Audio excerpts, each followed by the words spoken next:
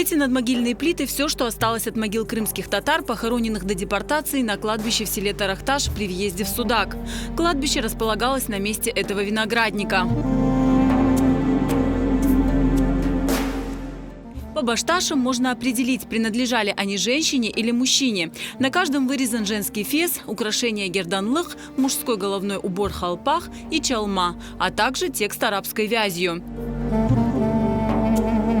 Эти плиты местные жители собирали по всей округе и принесли сюда, на возвышенность Орман-Тепе. Сейчас они выстроены вокруг памятника Сейит-Оглу Сейдамету. 60 seneleri baş taşları yok edip bütün aranları mektep kurdular onda. Şimdi bugünece duruyor mektepler. Posakaları o taşlardan yaptılar, kulüp yaptılar da o camiyeler.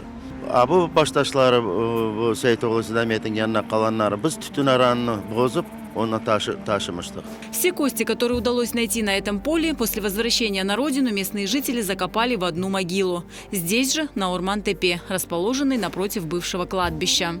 Поставили памятник и сделали на нем надпись «В память об умерших, чьи могилы были уничтожены захватчиками». На площадке также установили флагшток с крымско-татарским флагом. Теперь местные жители приходят сюда помянуть своих предков.